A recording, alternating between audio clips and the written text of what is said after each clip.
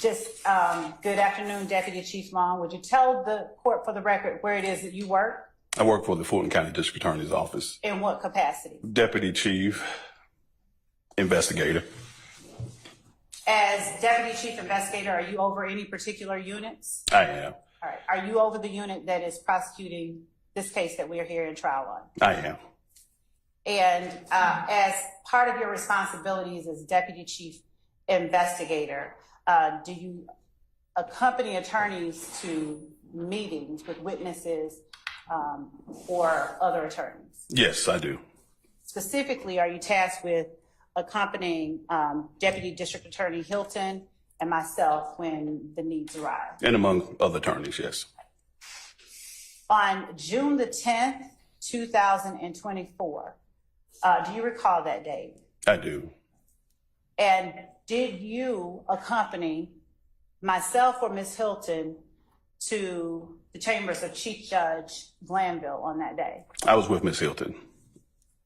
Was there anyone accompanying me? Yes. And was that person one of the lieutenants with the DA's office? That is correct. While as Deputy Chief Investigator, do you give instruction to lieutenants and investigators regarding how they are to keep the lawyers in mind and keep their eyes on the lawyers? Yes, I do. I give guidance and counsel in reference to that. And are you all required to remain with us at all times during those types of meetings? Yes. June 10th of 2024, do you recall who was present in the judge's chambers at the time you arrived with Ms. Hilton? I do recall Judge being present, court reporter, Ms. Kayla Bumpus, several deputies, and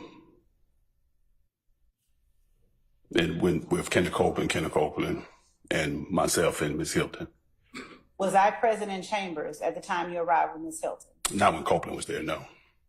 Did I ever come back after Copeland arrived in chambers? You did not. Did you remain with Ms. Hilton during the entire time that she remained in chambers? I remained with her the entire time she was with Ms. Copeland. Okay. Were you present with Ms. Hilton when was Ms. Bumpus in the room during the entire time that Ms. Hilton was in a room with Mr. Copeland? Yes. At any time did Ms. Bumpus leave the room and leave Ms. Hilton in the room with Mr. Copeland without his attorney? No.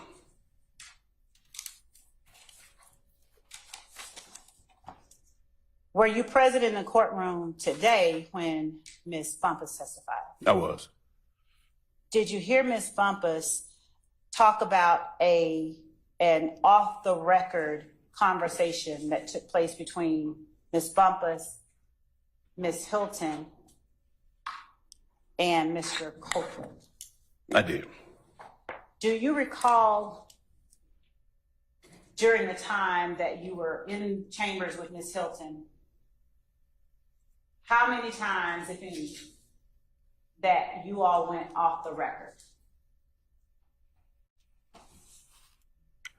Make sure I understand your question. How many times do we go off the record?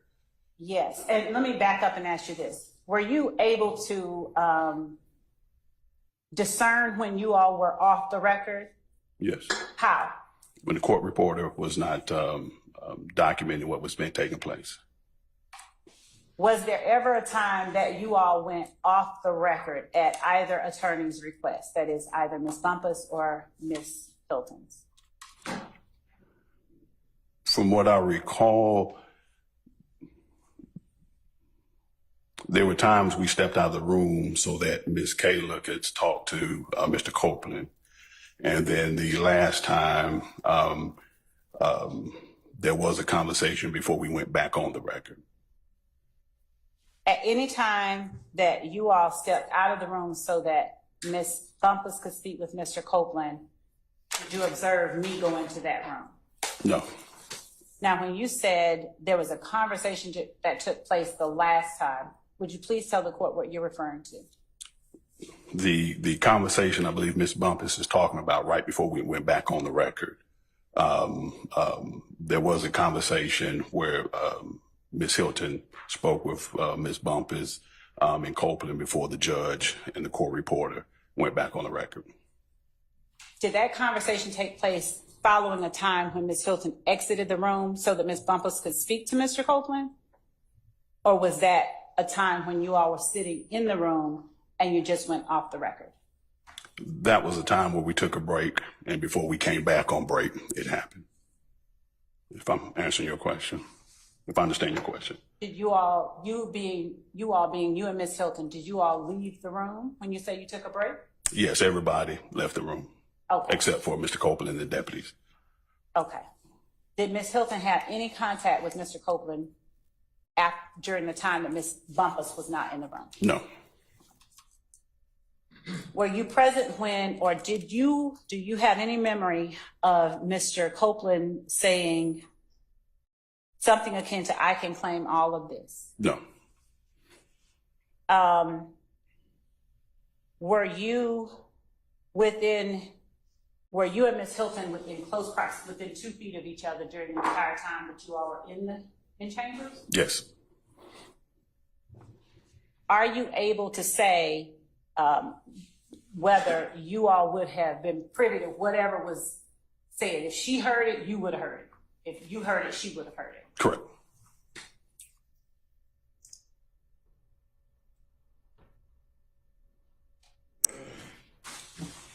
Do you recall speaking with Ms. Bumpus and Mr. Copeland about the Donovan Thomas murder? No.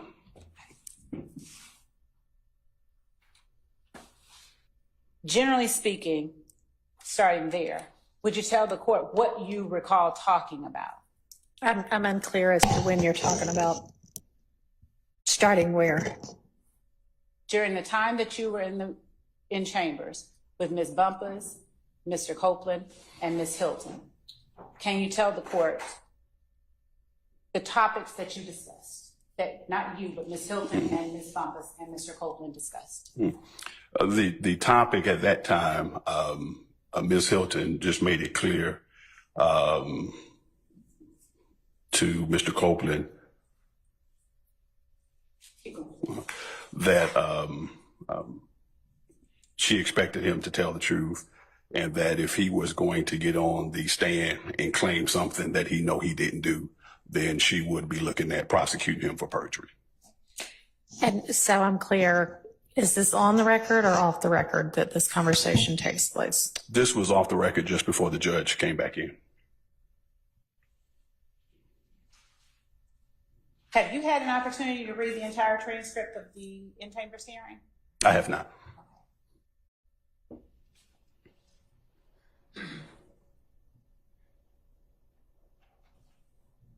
Do you recall Mr. Copeland making any direct statements about his involvement in the Donovan Thomas murder? He never mentioned anything about involvement in Donovan Thomas murder. Do you recall him making any indirect statements or statements that could be construed as an involvement in the Donovan Thomas murder? No.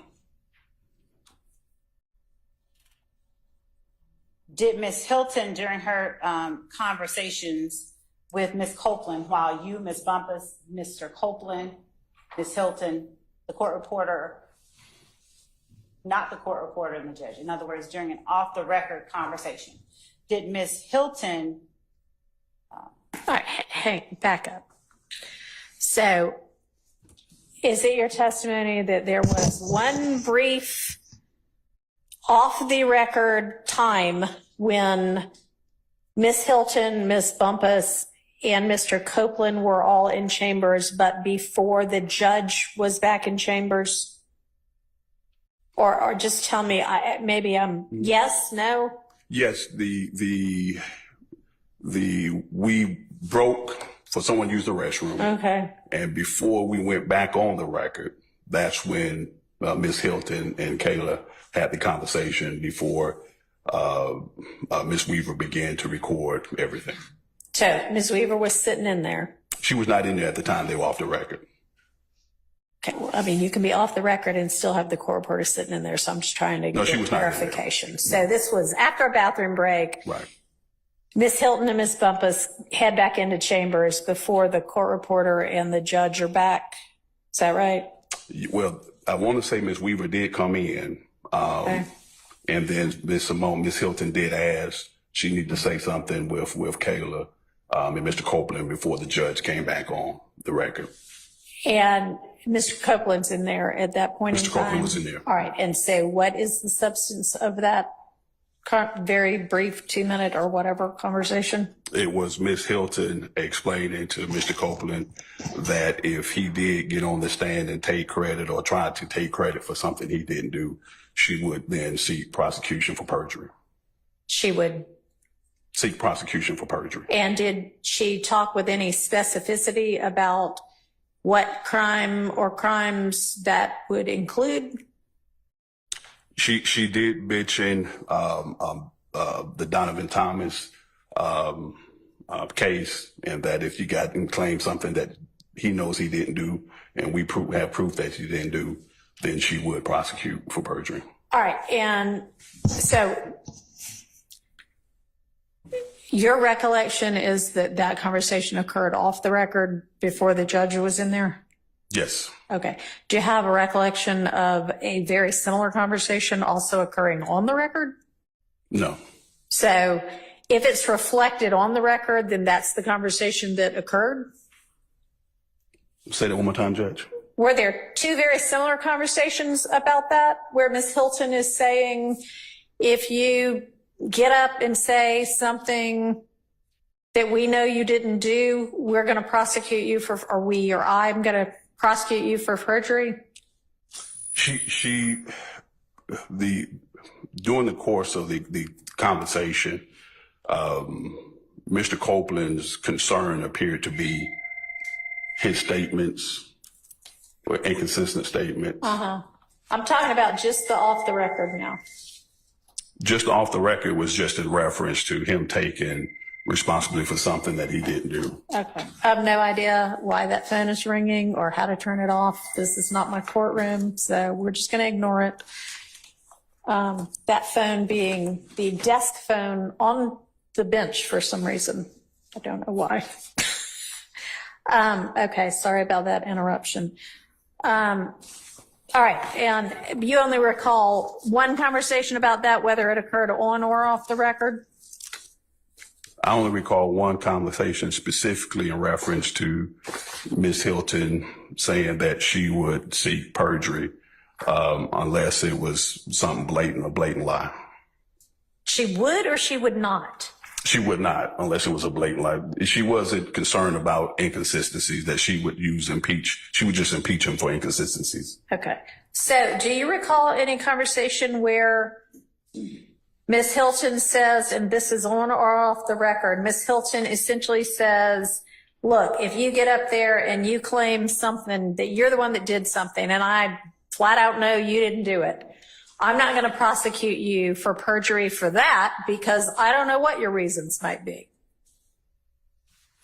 I don't recall a conversation to that. I do know that she used an example that she would have to corroborate something before she prosecute. Okay. All right. So the extent of the off the record before the court got back in their conversation was her essentially just saying what?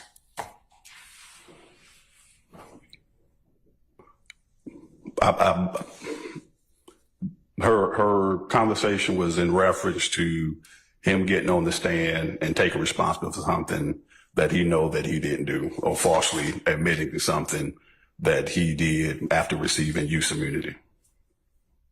All right. Go ahead, Ms. Love. Thank you, Judge.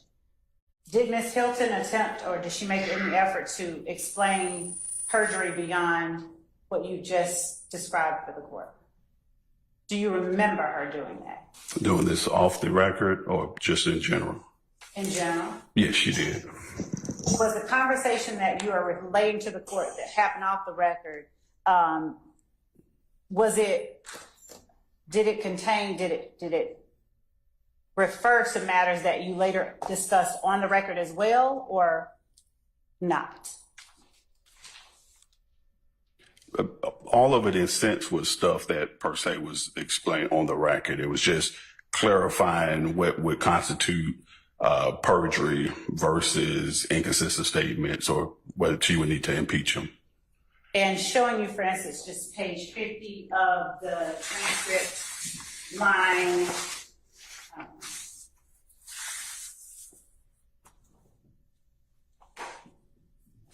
11.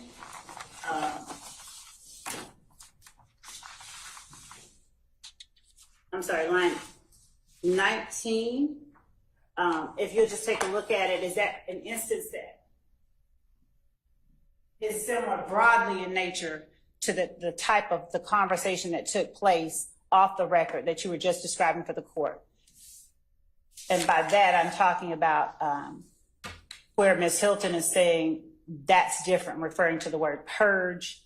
And Mr. Copeland says that can get me back in jail. And Ms. Hilton says yes. And Ms. Hilton in line 24 of page 50 says, it's not what you're saying, what you're saying is not perjury. What you're saying is what we call a prior inconsistent statement, and so forth and so on. Is that the type of conversation that took place off the record? Objection, lady. Sustained. Yeah. Sustained. Ask a different question. Yes, Your Honor. During the conversation off the record, did Ms. Hilton endeavor at any time to help Mr. Copeland understand the difference between perjury and purge? If you remember. I don't remember if that was substance of the off the record. I do know during the course of the meeting, she repeated that several times, trying to explain the difference between purge and perjury. And off the record, the comments, any comments that were the comments that Ms. Hilton made regarding hypothetical instances where perjury could be occurring, did she clarify for Mr. Copeland in any way? Did she seek to clarify how she would be able to distinguish between perjury and something that wasn't perjury? Objection, lady. Overruled. The off the record conversation was very brief and very short. And there wasn't a whole lot of explanations because that had already taken place. Do you remember anything that Mr. Copeland said in response to what Ms. Hilton said about being able to, if he got up on the stand and admitted something that she could prove he was lying about? Yeah, is this you asking during the off the record conversation? Yes. Okay. He said he wasn't going to do that. And what is it that he said he wasn't going to do? Get on the stand and lie for something he didn't do. Okay. Do you have memory of him asking or saying something about not going to say that he killed Donovan Thomas?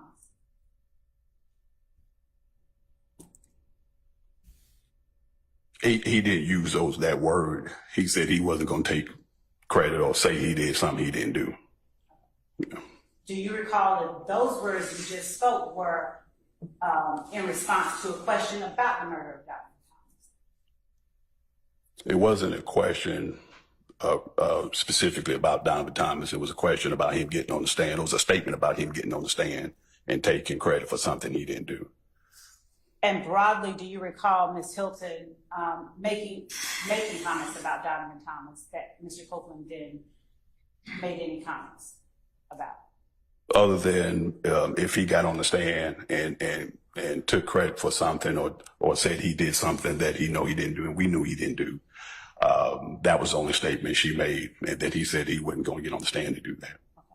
Now, do you have any memory of Mr. Copeland, either on the record or off the record, saying anything about a gray infinity that the state, about having information about the infinity that the state doesn't know? He never said anything about an infinity to me or Miss Hilton. Did you ever endeavor to find out what he may have told Ms. Bumpus privately? I don't want you to reveal if you heard it. I just want you to know No. if you ever endeavored to find out what he may have said to her privately. No.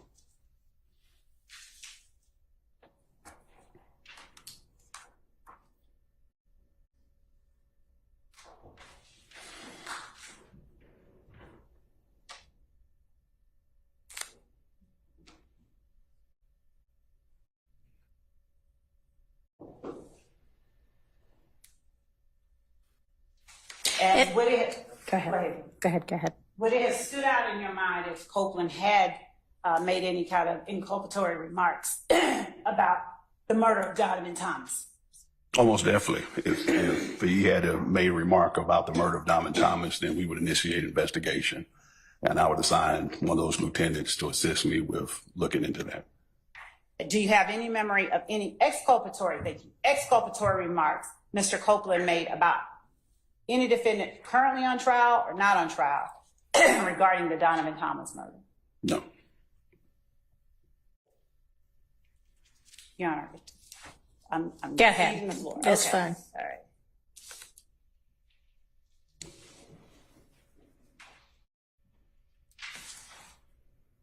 Does your memory of what took place during any portions of the conversation that were off the record, does your memory align with what you heard Ms. Bumpus testify about regarding off the record conversations? The restroom break, just the restroom break. And what about the content of the off the record conversations? Does your memory align with what her memory is as she testified about? Not for the majority of it, no. Would you tell the court any discrepancies between what you recall and what you heard that she recalls? The off the record, like I said before, basically Ms. Hilton having the conversation about Mr. Copeland getting on the stand and taking credit or claiming something that he didn't do and that we know he didn't do. That was in just the gist of the off the record conversation before the judge came back in. And what, if anything, did you hear Ms. Bumpus talk about that you have no memory of whatsoever, or that you can testify in your recollection did not happen? The incident about the infinity, him claiming that I can claim all of this,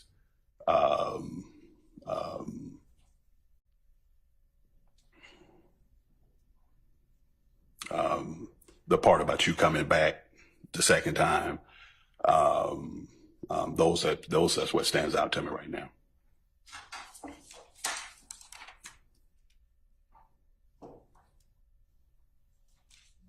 And was my absence from the interactions between Ms. Hilton and Mr. Scratch that. Your Honor, that's all the questions. All right. Thank you. Anybody from the defense side have questions for Investigator Wong?